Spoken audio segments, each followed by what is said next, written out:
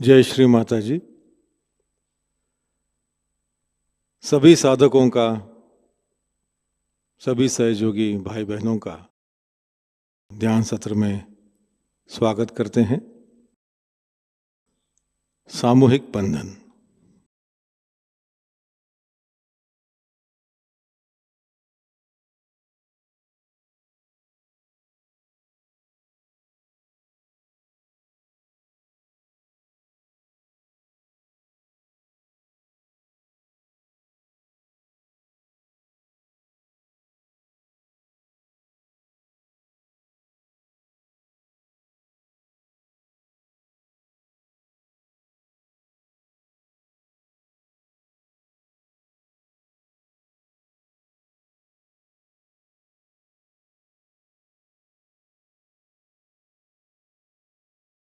तीन महामंत्र और श्री गणेश मंत्र।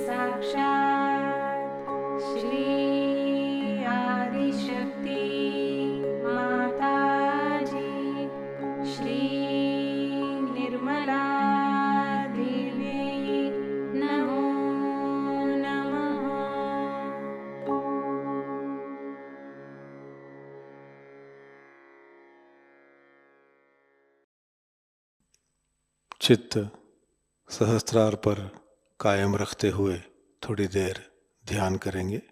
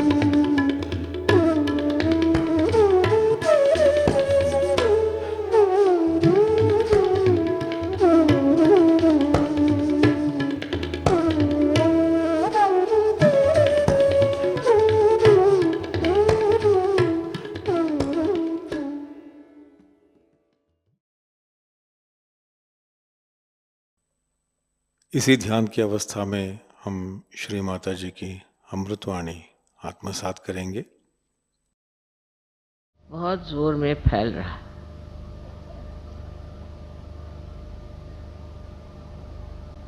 ये एक बड़ी आश्चर्य की बात है कि दिल्ली शहर राजधानी है और यहाँ अधिकतर लोग सत्ता लोलुप हैं। जो सत्ता पर हैं उनके आगे पीछे लोग दौड़ते हैं। लेकिन ये सब होते हुए भी अपनी आत्मशक्ति को खोजना, अपना आत्मबोध कराना और आत्म साक्षात्कार को प्राप्त होना, ये इच्छा रखना ही बहुत आश्चर्यजनक है। मुझे ऐसी उम्मीद नहीं थी, क्योंकि ये सूक्ष्म चीज है, अत्यंत सूक्ष्म है। ऊपरी तरह से हम हर चीज को बहुत मानते हैं। जैसे है, मैंने बहुत बार आपके सामने उदाहरण दिया कि एक सुंदर सा चित्र अगर आप देख रहे हैं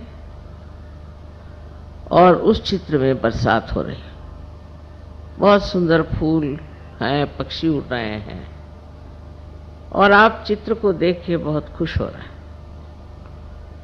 लेकिन उस चित्र की जो अनुभूति है वो आप में नहीं, इसलिए उसकी अनुभूति लेने की आवश्यकता है। और अनुभूति लेने के लिए एक बहुत सूक्ष्म विचार चाहिए। वो सूक्ष्म विचार आपके अंदर जागृत हो गया, यही कमाल है कि हमने अभी तक यथार्थ को पाया नहीं, हमने अभी तक असलियत को पाया नहीं।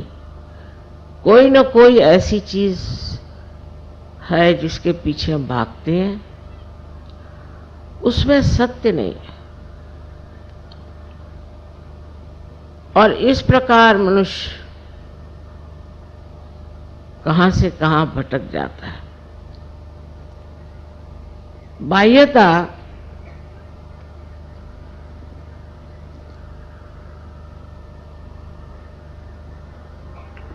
धर्म के अवलंबन में मनुष्य भागता है। मेरा ये धर्म है, मैं बड़ा ऊंचा हूं। दूसरा कहेगा मेरा धर्म है, मैं बड़ा ऊंचा। तीसरा कहेगा मेरा ये धर्म है, मैं बड़ा ऊंचा। और बहुत से ऐसे भी हैं जो कहते हैं कि जो हमको मिलना है हम ही पालेंगे, हम क्यों सहयोग करें, हम खुद ही से पालेंगे। इस प्रकार दो तरह के लोग देखे गए।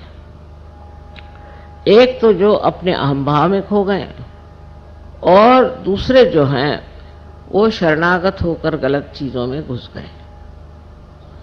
ये दोनों तरह की व्यक्तियां सूक्ष्मता में नहीं उतर सकते। उसी में उनको मौज आती, उसी में आनंद में है। एक सोचता है कि मैं तो बस इस चीज में पड़ा हूं, अब मैं बस रात दिन भजन कीर्तन, सवेरे 4 बजे उठ करके पठन करते रहता हूं। एक साहब मुझे मिले थे, अभी जवान थे। मैंने उनसे कहा कि सहयोग में आने के लिए तुमको कुछ करना नहीं। कहले कुछ नहीं करने का। मैंने कहा नहीं, कुछ नहीं करना। तो कहने लगा फिर सवेरे से उठ के करना क्या? कुछ तो करना ही चाहिए सवेरे से उठ के। तो ये जो भावना हमारे अंदर है कि हमें अपने को प्राप्त करने के लिए, अपने को जानने के लिए कुछ करना है, सो गलत है। ये तो आप लोग जान गए कि बगैर कुछ किए ही आप सहज को प्राप्त हो गए। अब दूसरे अहंकारी हैं जो सोचते हैं कि हमको क्या करना, हम ही इसको खोज लेंगे, हम ही इसे पालेंगे। तो उनकी तो बात छोड़ दीजिए। उनसे भिड़ने से अपनी खोपड़ी खराब करने से पहले। और दुनिया में सभी लोग होंगे ऐसे, ये भी सोचना मेरे ख्याल से गलत बात है। बहुत से लोग लेकिन इस कलयुग में परिवर्तित हो जाएंगे।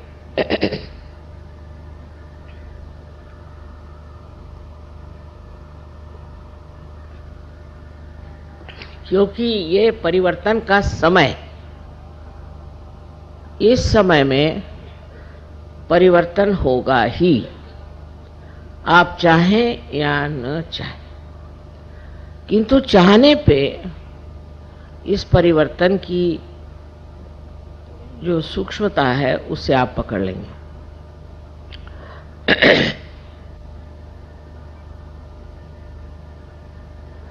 उदाहरण के लिए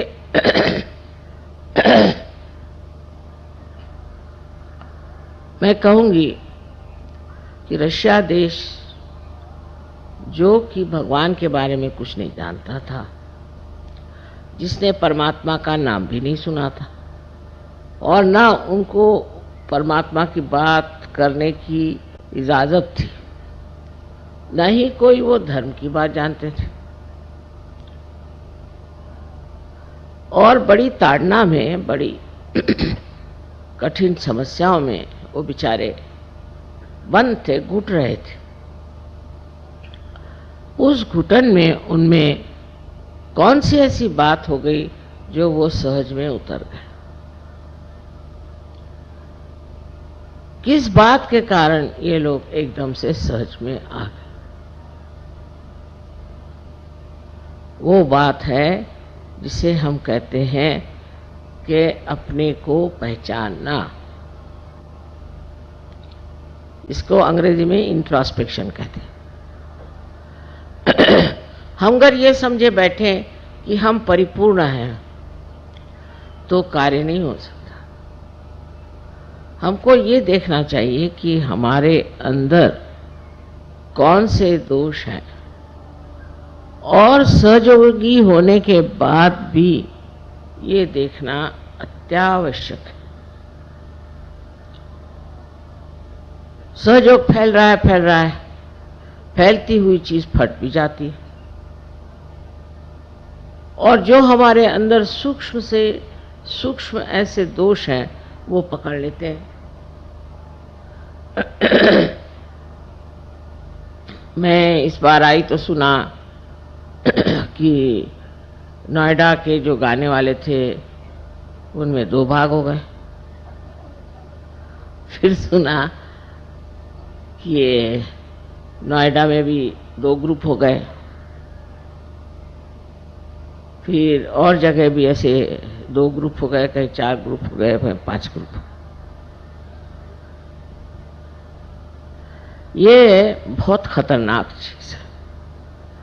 अब ग्रुप कैसे बनते हैं इसको बारीकी से देखना चाहिए। ईसा मसीह ने कहा था कि बीवेयर ऑफ मर्मरिंग सोल। कुछ लोगों की आदत होती है कि वो कुछ न कुछ किसी के दोष देकर बोलना शुरू कर देते कि उनका ऐसा है, उनका वैसा है। फिर 4 और इकट्ठे हो जाते हैं, फिर 10 और इकट्ठे हो जाते हैं। आप दूसरों का दोष देखने के लिए अगर आए हैं तो बेहतर है आप किसी न्यूज़पेपर में चले जाइए। यहां तो आप अपने को पूर्णतया एक आत्म साक्षात्कारी बनाने के लिए आए। तब अपने ही दोष देखना ठीक है, क्योंकि अपने दोष हम ही ठीक कर सकते हैं, दूसरे तो ठीक नहीं कर सकते। दूसरों के दोष देखने से हमारे दोष कैसे ठीक होंगे ये मेरी समझ में नहीं आता। इसलिए इस तरह की जो एक विशेष तरह की हस्ती होती जिसे मर्मरिंग सोल कहा गया, जो दूसरों के बारे में बताते रहते हैं। मेरे सामने भी चलता है, उन्होंने ऐसे किया, उन्होंने वैसे किया, उन्होंने, आपने क्या किया?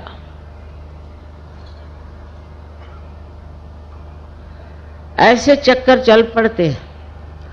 इसलिए जब सहयोग बढ़ता है तो उसके साथ ये भी देखना चाहिए कि वो तितर बितर न हो जाए, उसकी घनिष्ठता बढ़ती रहे।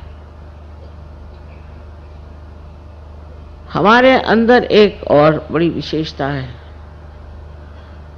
कि सहयोग का जो नाटक है उसमें लोग सोचते हैं कि लीडर माने हम लीडर हैं, वो लीडर है, वो लीडर, एक मजाक है। लीडर वीडर है क्या? कुछ नहीं। लेकिन उसके लिए लड़ाई झगड़ा। दिल्ली शहर में रहते हैं ना, तो यहाँ के लोगों को देख करके आपको भी यही सूझता है, ये सब नामधारी है, इसमें कोई खासियत नहीं। मेरे कान पर बहुत सी बातें आई जिससे बड़ा दुख हुआ कि ऐसे बेकार चीजों में लोग अपना समय बर्बाद कर रहे हैं। जिस तरह से रशिया में हुआ है वैसा होना शायद यहाँ संभव न हो, क्योंकि हम लोग अमन चैन से हैं, सब कुछ ठीक ठाक है, ऐसा कोई दबाव हमारे ऊपर नहीं। तो जिनके पास कोई काम धंधा नहीं है वो ऐसे ही धंधे करते बैठते हैं, इधर से उधर बात लगा, उधर से उधर बात लगा। तो एक दूसरों की स्पर्धा करना या जलना इस सहयोग में हो ही नहीं सकता। अगर ये सब कुछ आपको हो रहा है तो आप समझ लो अभी आप सहज के दरकिनारे भी नहीं।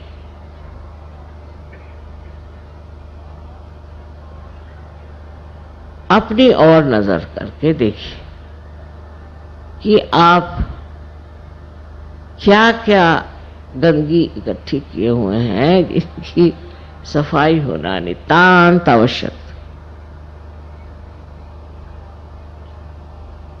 अपना देश तो मशहूर है कि हम लोग बहुत झगड़ालू हैं, आपस में झगड़ते ही रहते हैं, कभी एक दूसरे से पटती नहीं। और हम तो कहते हैं ये प्रेम की महान शक्ति है। इस महान शक्ति में भी अगर यही कार्य हो रहा होगा तो आप में सूक्ष्मता कैसी आएगी और आप उस परमानंद का अनुभव कैसे लेंगे, मेरी समझ नहीं आता। तो ऐसे अगर कोई बड़बड़ाने लग जाए तो उससे कहना चुप रहिए, हमें सुनना नहीं है।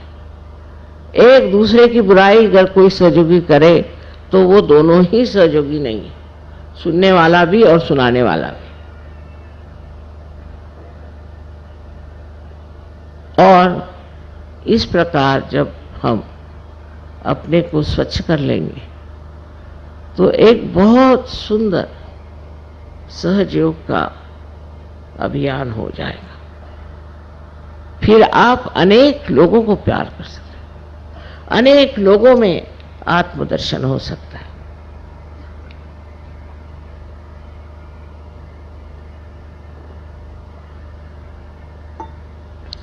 अब अपनी जिम्मेदारी को और आप समझें। आज संसार में रोज अखबार पढ़िए तो रोना ही आता है, क्या न क्या गड़बड़ हो रही है, हर तरफ से कैसा आतंक मचा। ऐसी समय में आप संत हो गए, आप आत्म साक्षात्कार हो गए, आप इतने ऊंचे स्थान पे चले गए। अब आपकी जिम्मेदारी यह है कि ये जो कुछ गड़बड़ियां इसको अपने आत्मबल से रोक लें, इसे ठीक करें। आपको लड़ने झगड़ने की किसी चीज की जरूरत नहीं है, क्योंकि आपके अंदर वो आत्मबल है जिस बल बूते पर आप ये जो तनाव, जो झगड़े, जो आफते आज अपने देश में हैं उन्हें पूरी तरह से आप ठीक कर सकते। दूसरी सहयोग की महत्ता यह है कि जो ये लोग अपने को आज तक समझे बैठे हैं कि वह हम कुछ भी करें, चोरी करें, चकारी करें, ये करें, वो करें, चल नहीं सकता। अब सब चीज जो है प्रकाशित होगी, सब चीज प्रकाश में आएगी। जो गड़बड़ करेगा वो प्रकाश में आएगा। इसलिए आपको सतर्क रहना चाहिए और ऐसे लोगों के पीछे जाने की कोई जरूरत नहीं। धर्म का मतलब सिर्फ इतना ही नहीं कि धारणा करना और आप साधु बाबा बन के और समाधि लगा के बैठ गए, बिल्कुल ये सहयोग में मतलब नहीं, और जगह होता हो। लेकिन धर्म का मतलब ये है कि जो धर्म आपने धारण किया, जिस धर्म के कारण आपके अंदर इतनी विशेषताएं आ गई, जिसके कारण आज आप आनंद विभोर हैं, वो धर्म भी दूसरों में बांटे और इस धर्म के अपने माध्यम से दर्शन दें। आपको देखकर लोग कहें कि ये कोई विशेष है। लेकिन आप अगर और लोगों की तरह ही आपसी लड़ाई और तमाशगिरी करें तो कौन मानेगा कि आप सहयोगी हैं? आपकी शांति, आपका औदार्य और आपकी सहिष्णुता, सब कुछ एक साथ देख करके कोई भी अचंभे में पड़ेगा। और आपके अंदर सारी शक्तियां हैं, आपको हाथ चलाने की जरूरत नहीं, कुछ कहने की जरूरत नहीं। करने वाले बहुत बैठे हो, आप जानते हैं इस बात को, और वो जो करने वाले हैं वो सब कर बैठेंगे, सिर्फ आप शांतिपूर्वक अडिग देखते मात्र रहें। सारा नाटक आप देखते रहें जो आप कर सकते। तो एक तरफ तो अपनी और नजर होनी चाहिए कि मैं क्या कर रहा हूं, मैं कौन से गर्त में घुसा जा रहा हूं, ये चार लोग बड़बड़ा रहे हैं, मैं इन्हीं के साथ लग गया हूं क्या? और दूसरी तरफ नजर बाहर कि मेरे कारण कुछ लोगों को लाभ हो रहा है कि नहीं, कि मैं अपने स्वार्थ के लिए सहयोग में आया। अब पहले से हालत बहुत ठीक है। शुरू में तो ऐसी चिट्ठियां आती थी कि बस मेरे माँ के बाप के फलाने के ढिकाने के टुकाने के कुछ के उसको बीमारी हो गई, माँ उसे ठीक करो। सारे दुनिया के ठेकेदारी और सहयोगी भी बहुत लगे रहते थे। अब वो चीज छूट गई, उतनी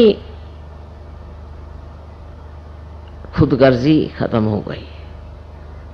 अब दूसरों के बारे में जरूर सोचने लगे, पर तो भी ये जिद है कि आपको तो आना ही पड़ेगा लखनऊ या कानपुर, आना ही पड़ेगा, या बाराबंकी तो आना ही पड़ेगा। लेकिन बाराबंकी से आप लखनऊ तशरीफ क्यों नहीं ले आते? मैं तो जगह दुनिया भर में मारे मारे फिरूं, लेकिन आप 10 मील भी नहीं आ सकते हुजूर। ये भी कोई तरीका है? और उस पर बड़े सोचिए कि बड़े पैमाने पे गदर हो जाता है। चलो भाई, मैं जहां कहते जाने को तैयार हूं, पर हर जगह तो मैं नहीं जा सकती हूं। तो मैं देखती हूं कि इसमें भी एक अहंकार तो नहीं कहूंगी मैं, पर एक चिपका हुआ सिक्का है कि हम लखनऊ में रहते तो लखनऊ, बंबई में रहते तो बंबई, और दिल्ली में रहते तो दिल्ली। अगर माँ एक मर्तबा दिल्ली नहीं आए तो सब लोगों की हालत खराब हो जाए। दिल्ली जरूर आए, और फिर लखनऊ जरूर आए, फिर बनारस जरूर आए, फिर कलकत्ते जरूर आए। ये मैं जो देखती हूँ कि आप इतने स्थानिक कैसे, लोकलाइज जिसको बोलते हैं। फिर कहेंगे कि नहीं आप नोएडा आइए, नोएडा नहीं आते तो और कोई यहाँ गली कूचे बहुत है वहां आ जाइए। दूसरा रोना ये कि मेरे घर आपको आना है। अब इतनों के घर जाने के लिए कोई नया जन्म लेना पड़ेगा। इस पर भी बड़ी नाराजगी कि माँ आप मेरे घर आई नहीं, मेरे घर आके आपको खाना खाना है। फिर ये मेरा बेटा है, फिर ये मेरा पति है, मेरी पत्नी है, मेरा मेरा मेरा मेरा मेरा। जब तक ये ममत्व नहीं छूटने वाला तब तक आप सहयोग में कैसे उतरेंगे? ठीक है, आपकी जिम्मेदारियां हैं, उसको निभाओ, पर वो मुझ पर मत ला दो। मेरे बेटे को देखना ही चाहिए, मेरे बेटे को नाम दीजिए, फलाना ठिकाना। सुबह से शाम तक नाम देते देते मैं तो हार गई। मैं सोचने में एक डिक्शनरी बना लूं। ऐसा पागलपन चारों तरफ छाया हुआ है। अगर मैं कह दूं कि मैं नहीं आ सकती तो हो गया, मतलब फिर उसके बाद तो समझ लीजिए कि वो कहेंगे कि माँ हमारी क्या गलती हो गई, हमने कौन सा पाप किया। अरे भाई नहीं आ सकती मैं, इसमें कोई पाप नहीं है। तो ये बड़ी सूक्ष्म चीज है, इसको समझना चाहिए। ये चिपकी हुई चीज है आपके अंदर, ये मेरा तेरा। कबीरदास जी ने एक बड़ी सुंदर बात कही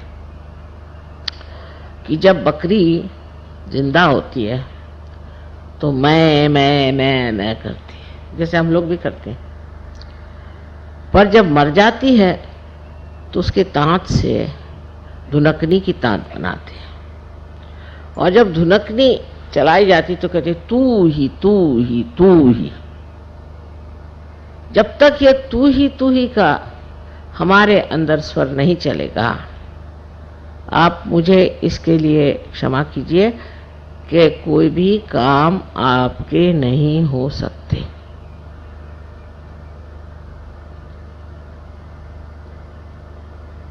अगर आप करके सब दिखा सकते हैं तो कर लीजिए, पर अगर आप उस पर छोड़ने की क्षमता रखें और कहें तू ही तू ही तू ही, तो वो तो करके दिखाई देगा। और जिसने इसका अनुभव किया वो तो तू ही भी नहीं कहता है, वो जानता है कि वो है। ऐसे काम बनते हैं कि मुझे एक साहब बता रहे थे कि रोज कम से कम 20-25 मिराकल्स घटित होते हैं हमारे साथ। तो अब सोचने की बात क्या रही, जब आप परमात्मा के साम्राज्य में आ गए, पूरी तरह से आपको ये विश्वास कर लेना चाहिए कि एक आप बहुत महत्वपूर्ण नागरिक हैं उस साम्राज्य के जहां पर सारे देवदूत आपके शरण में हैं। जो कुछ भी कमी हो उसे वो पूरी कर देते हैं, लेकिन उसका देखना भी आना चाहिए, उसकी दृष्टि भी होनी चाहिए। अगर आपके ऊपर हजारों ऐसे नज़ारे उतारे जाएं और आप देख ही नहीं सकते तो फायदा क्या, अंधों को दिखाने से फायदा क्या। इस प्रकार के आप सबको अनुभव आए, लेकिन सबसे बड़ा अनुभव यथार्थ का। यथार्थ माने वास्तविकता। यह अनुभव जितना सूक्ष्म है उतना ही वो विस्तार पूर्वक है। यथार्थ में जब आप देखते हैं तो आपको दिखाई देगा कि आप कोई छोटे नहीं हैं, और आप बिल्कुल छोटे भी हैं और तो भी आप सारे आकाश में समाये।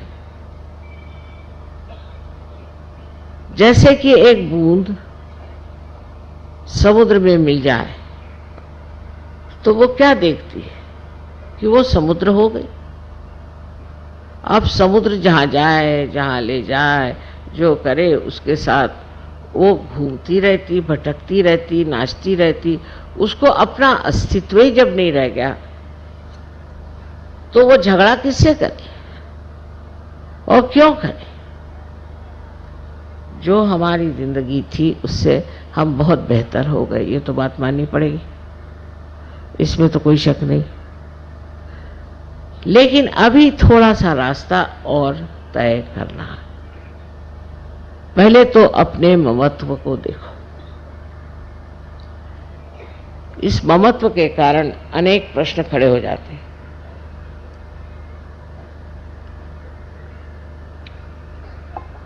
विदेश में पहले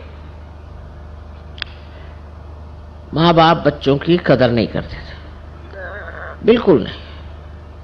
यहां तक कि वो चाहते भी नहीं थे बच्चे हों, और हो जाए तो जो चाहते थे कि मर जाए तो अच्छा। और जब सहज में आ गए तो चिपक गए बच्चों से।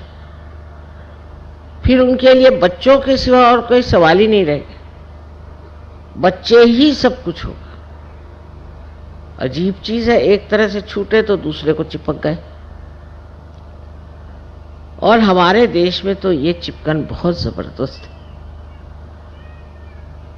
हम लोग यही सोचते हैं कि बच्चों के करता धरता हम हैं।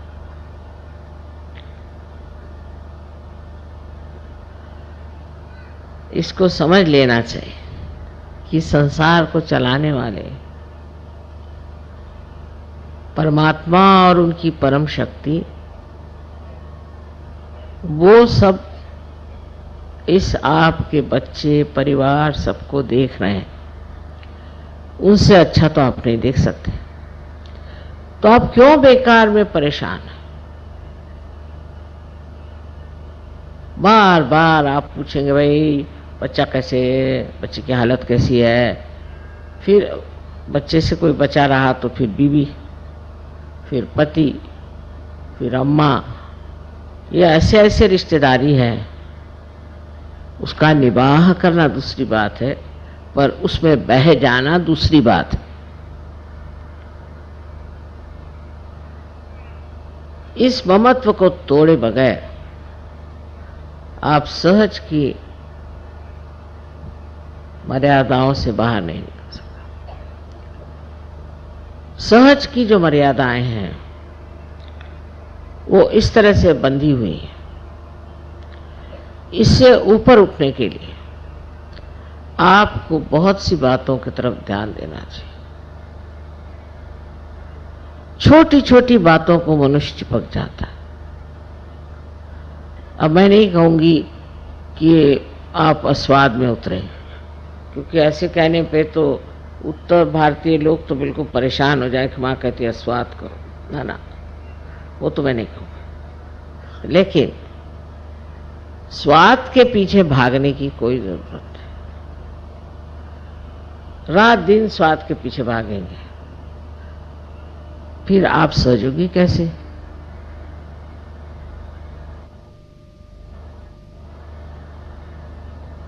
कोई भी बात करने से आपको आत्मानंद की अनुभूति होनी चाहिए। सो कैसे? हर एक चीज की ओर आप ऐसे देखें जैसे कोई एक नाटक देख रहे हैं। ये सारा नाटक, और ये नाटक चल रहा है, देख रहे हैं आप। कभी मजाकिया बातें हो रही, कभी कुछ और बातें हो रही। आपका कुछ लेना देना इससे नहीं। आप देखते हुए हंस रहे हैं, देखते हुए रो रहे हैं, बस। लेकिन इसके अंदर आपका कोई भी समावेश नहीं है। आप बाहर से इसे देख, तो आप आश्चर्य करेंगे कि आप जल्दी से किसी भी चीज को क्षमा कर दें। कल एक साहब ने बताया कि माँ ये अभी सिगरेट पीते। उन्होंने सोचा कि मैं बिगड़ूंगी। मैंने कहा नहीं ठीक है, सिगरेट आसानी से नहीं छूटती। लेफ्ट विशुद्धि अगर हुई तो उससे सिगरेट पकड़ी जाती। उनकी लेफ्ट विशुद्धि तुम ठीक करो, देखो उनकी सिगरेट छूट जाएगी। तो सारी दृष्टि ही ऐसी बदल जाती है कि जिससे आदमी सोचता है कि इसको किस तरह से सुधारा जाए, क्या ठीक किया जाए, किस तरह से बनाया जाए, किस तरह से जोड़ा जाए। एक तरह की जो आज तक बुद्धि हमारी विश्लेषण एनालिसिस को करती थी, वो सिंथेसिस, वो सब जोड़ने की क्रिया करती, और उस जोड़ने को जो हम चाहते हैं, पूरी तरह की मदद परमात्मा से मिलती है। आप समझ लीजिए कोई आकर मेरे पास किसी बुराई करता, एक बार, ये तो हमारी आदत कभी कभी छूटती नहीं ना, तो मेरे पास भी आके बताते हैं वो आदमी ऐसा वैसा, तो कुछ थोड़ा झूठी हो, मैं उससे कहती हूँ, अरे भाई वो तो तुम्हारी तारीफ ही तारीफ कर रहा था।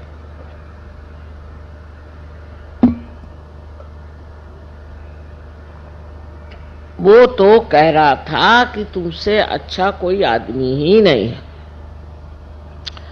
दूसरे दिन देखती हूँ कि उसी आदमी के गले में हाथ डाल के घूम रहा है। जो कुछ बुराई देखी थी वो पता नहीं कहाँ गायब हो गई। ये बात समझनी चाहिए कि हमें एक दूसरों को जोड़ना है, और वो भी ऐसा जोड़ना है कि एक को शिकायत हुई तो सबको पता हो जाना चाहिए। यही कलेक्टिविटी है। एक को तकलीफ हुई तो सारी दुनिया दौड़े, क्योंकि हमारा ये समाज, ये जीवित समाज है, मरा हुआ समाज नहीं। और इसके अंग प्रत्यंग जो है एक शरीर में बसे हुआ। अगर इस उंगली को तकलीफ होती है तो सारे शरीर को तकलीफ होती है। इसी प्रकार हमें भी सोचना चाहिए। अब ये सोचने में ये हुआ कि हम पुरानी दिल्ली वाले अगर अलग हुए और नोएडा वाले अलग हो गए, फलाने वाले अलग हो गए, मैं तो सारे विश्व की बात कर रही हूं, और आप यहां गले कूचे की बात करें। सारे विश्व में ये होना चाहिए कि एक को जरा सी तकलीफ हुई, एक देश में जरा सी तकलीफ हुई तो सारे देशों में इसकी हलचल होनी चाहिए। हो रही है, ऐसे नहीं कि नहीं होता। अब आपको बताऊं खुशी खबरी कि बहुत से जर्मन ऑस्ट्रिया में और जर्मनी में सहयोगी हैं, बड़े पहुंचे हुए लोग, तो वो निकले जाने इजराइल। मैंने कहा कहाँ जा रहे तुम लोग? माँ हम तो इजराइल जाए। क्योंकि बात ये, हमारे जो बुजुर्ग हो गए, उन्होंने उनको बहुत सताया, मारा पीटा, तो हम तो इजराइल जाते। मैंने कहा इनको कौन सुनेगा वहां भाई, ये तो जानी दुश्मन उन लोगों के। ये वहां गए और इजराइल देश को खड़ा कर दिया सहयोग।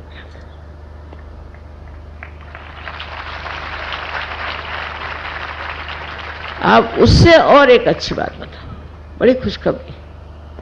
मैं इजिप्ट गई तो बहुत मुश्किलों से बेचारों को वीज़ाज मिले, माने इजरायलियों को, क्योंकि इजरायली जो हैं वो माने हुए दुश्मन हैं मुसलमानों के। पता नहीं क्यों, गलत बात है, लेकिन हाँ। तो 20 इजरायली वहाँ हैं इजिप्ट में, और मैं देखती क्या हूँ कि वहाँ के इजिप्शियन सहयोगी जो हैं उनके गले मिल रहे हैं, उनसे प्यार की बातें कर रहे हैं। इतने आनंद की बात है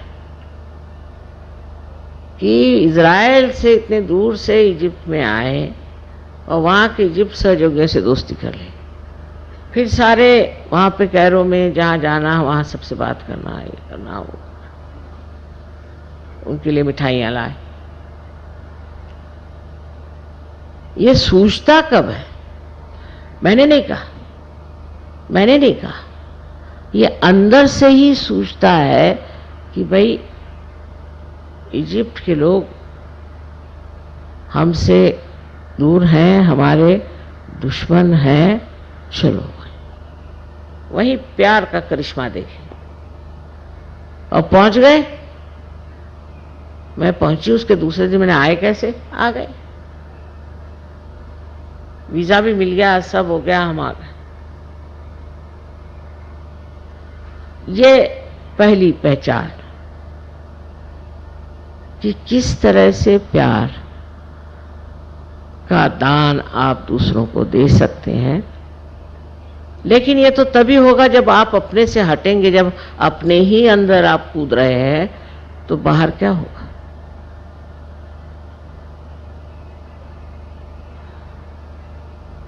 अब कल मुसलमानों ने जो कव्वाली गाई, आप लोगों ने खूब मजा उठाया, देखा। ये मुसलमान भी कितने दिन बाहर रह सकते हैं, ये भी अपने अंदर घुसेंगे, आप देख लीजिए।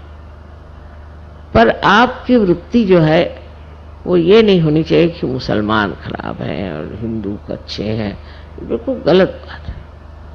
यहां तो जातीयता इतनी जबरदस्ती, वो तो हट गई। अमेरिका में देखिए बहुत बड़ा प्रश्न है काले और गोरों का। हम लोगों को तो वो ब्राउन लोग कहते हैं, ना इधर के रहे ना उधर के, पर काले और गोरे वहां बड़ा झगड़ा। लेकिन सहयोग में आपको समझ में नहीं आएगा, सब बैठे हैं, कोई काले हैं, कोई गोरे हैं, कोई ब्राउन है, सब सहयोग में बैठे, और किसी को ख्याल तक नहीं आता कि किसकी चमड़ी कौन से रंग की है, बिल्कुल नहीं। एक दिन मैंने किसी से पूछा कि साहब वो हैं तो वो गोरे हैं, हम देखा नहीं माँ, पता नहीं, फिर सोचने लगा, देखा नहीं, देखा ही नहीं तुमने, हाँ हमने देखा नहीं। ये तब होता है जब वो सूक्ष्मता अंदर में प्रकाशित होती है, और ये सूक्ष्मता प्यार की है।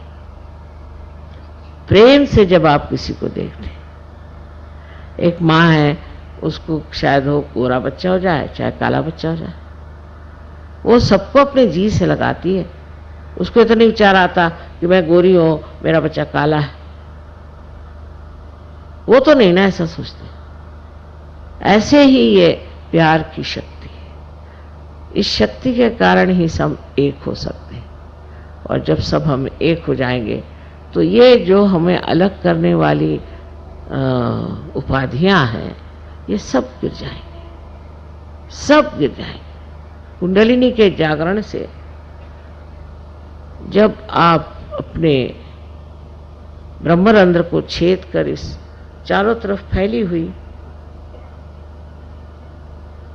पवित्र, शुद्ध, निर्मल प्रेम शक्ति को प्राप्त होते हैं, तो वो शक्ति ही आपको ये प्रदान करती है। और आपको इसमें मजा आता है। पहले मजा आता था किसी से द्वेष करने में, अब मजा आता है प्यार करने। अब यहां से बहुत से लोग प्रदेश में गए, वहां से मुझे खबर भेजते, माँ यहाँ आओ, यहाँ सहयोगी बहुत कम है, हम चाहते हैं यहाँ सहयोग चला। इस प्रकार की जो एक भावना, नहीं तो ज्यादातर लोग जो बाहर जाते हैं को यही लगता है कि अब क्या मौज करें, चलो शराब पिए, ये करें वो करें।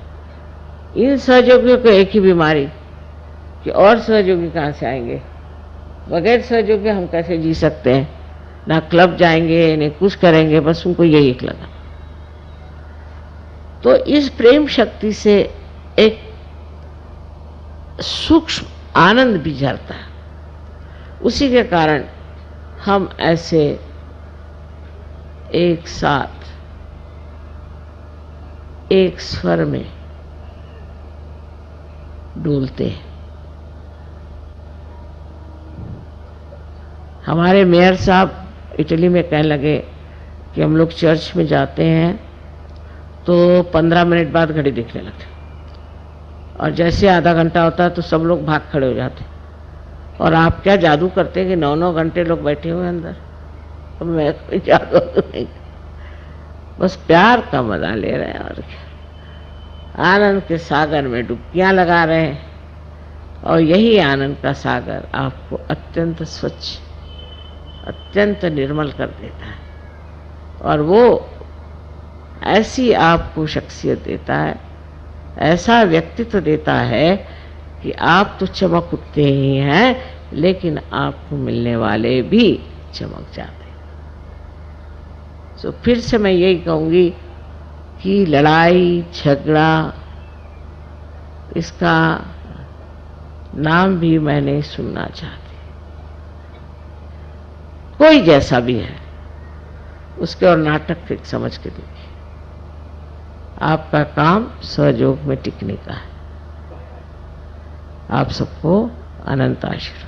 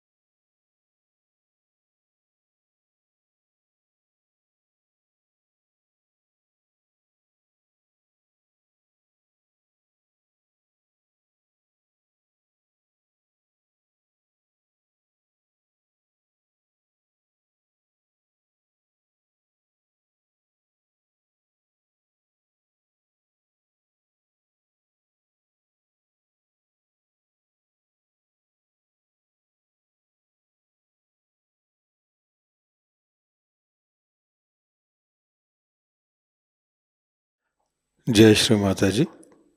परम पूज्य श्री माता जी के पावन चरणों में प्रार्थना अर्पित करते हैं।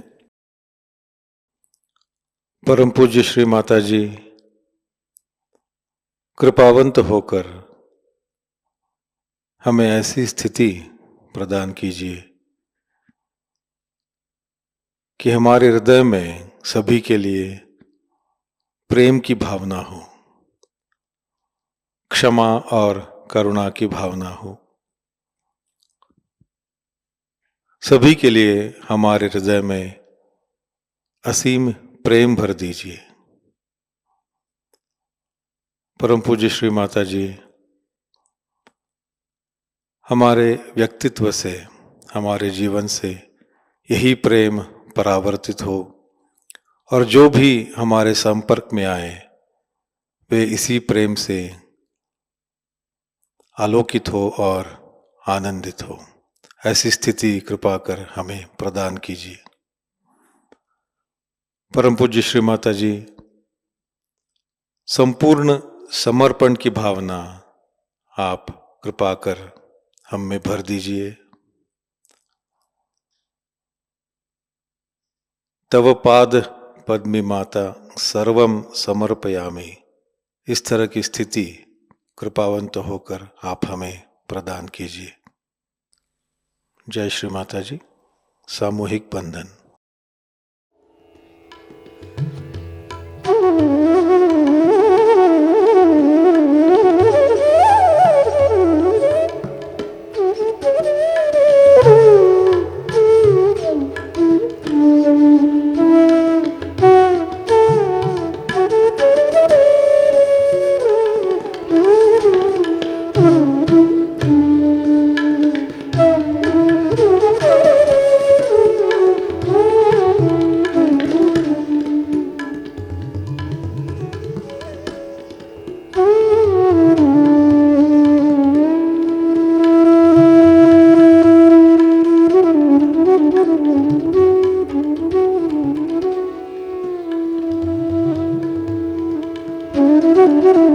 आज